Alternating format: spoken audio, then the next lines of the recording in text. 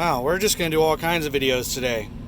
So this video is going to be about how I connected the cab power system.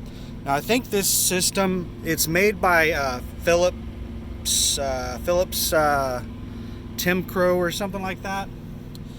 But I think it's like a standard thing, like a factory install option with Volvo. It's this cab power shore power system. Now you can order it with an inverter, and there's a couple of different ways that it can be installed with an inverter. But if you get a factory inverter, I think it's installed underneath the truck. So what I'm doing is I'm putting in an aftermarket inverter, but I want to use all the cab power outlets because there's 3 outlets that come off of this thing. And the way I've seen, I'm like holding the picture in the wrong way. So you can see there's 3, those 3, the 2 off the side and the 1 off that side, those are all going to outlets. The one at the bottom there, that goes to the shore power plug on the outside of the truck. So I don't really want to lose that shore power plug. I've never been in an opportunity where I've wanted to use shore power, but I don't want to remove that. And it's kind of a pain in the ass to disconnect that cable from the shore power. So what I've seen a lot of people do is they'll just run a regular extension cord from their inverter, which right here is my inverter. This thing right here is my inverter. It's a 2500 watt Cobra. What they'll do is they'll run an extension cord. Like I have this extension cord plugged in right here, and I have it coming out, and it's laying right there. That was my temporary solution until I got all the outlets working. But what I've seen a lot of people do is they'll run that extension cord outside the truck and have it plug into the shore power connection so that they can use all these outlets. Here, in my opinion, is a much better solution. Now you can just completely disconnect the shore power. If you want to save yourself $80, you can just disconnect this orange cord right here. This is the cord that goes from the bottom of this cab power out to the shore power outlet. It has a normal power plug on it. The outlet for the shore power, this just plugs into it, and then that outlet has another plug on it. So you could just disconnect this cord from outside and it's remove it from down in there and run it to your inverter instead. You could do that, but you'd have to get underneath the truck and it's cable tied or zip tied in place. Plus there's a rubber grommet that's has this sealed. At least for mine I'm pretty sure was a factory install, and it's sealed really well. You would have to remove that grommet. It's a real pain in the butt to get to with this heater in place. It's really tight down there. You have to lift up the flooring. You have almost no room. But if you want to save yourself $80, you could just do that. But you wouldn't be able to easily use shore power. What I did instead was I just bought another one of these cables that goes from the bottom of this thing. It just plugs into the bottom of this. Now it's a proprietary connector, I'm pretty sure. So you're gonna have to buy this one from them. It was $62 with shipping and everything, and I paid for overnight shipping. It was like $85. But what I can do is I can just simply disconnect this and connect the other one if I want to use shore power.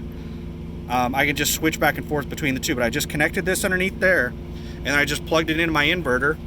And now that is my what the hell are these things called? My it's a surge protector, but that's not the main reason people get these things.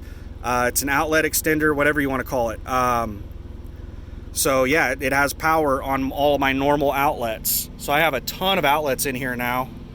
Right there, as you can see, that's one of the outlets. There's another outlet that is, sorry for the shaky, they're loading me right now. There's another outlet right back in there. That's where my surge protector plugs in. There's a hole that you can run the line down from there to there. And then over here, I'm not sure where this outlet is at. I cannot remember where this one is at. I think it might be up here. Got my shower bag in here. Where the hell is this outlet at? You know, it might be behind my microwave. I haven't plugged in my microwave yet. I've just got it set in place, and I'm still trying to figure out a really good way. Like, I've driven with it a little bit like this, and it's plugged in metal to metal. There's a metal thing that's hooked into right there, but I really don't like the way that that's positioned in there. I need to get something more permanent, but I think the outlet might be behind that. Where the hell is the outlet? Yeah, it's got to be behind the microwave, so let's go ahead and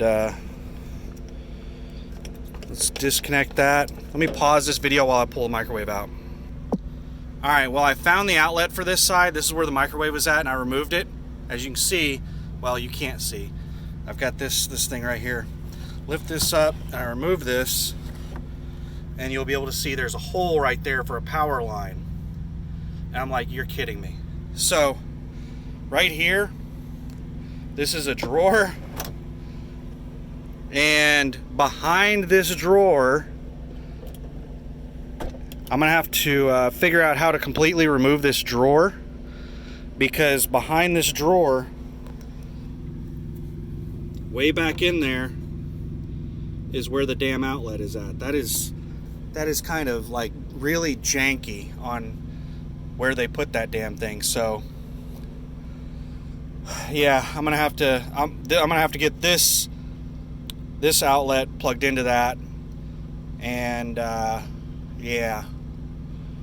So, all right, that's how I have the cab power hooked up. Those are the 3 outlets that come with it. And I also have, for my APU, I have that outlet right there that hooks directly to my APU. That outlet only works when the APU is running. So it is useful, but not like incredibly useful. I would probably love to have my microwave hooked up to that one, but it would be a pain in the ass to run the microwave cable all the way over to there. But that's how I have the cab power hooked up to an inverter. And that's the way I recommend that other people do it. If you didn't get like the factory version,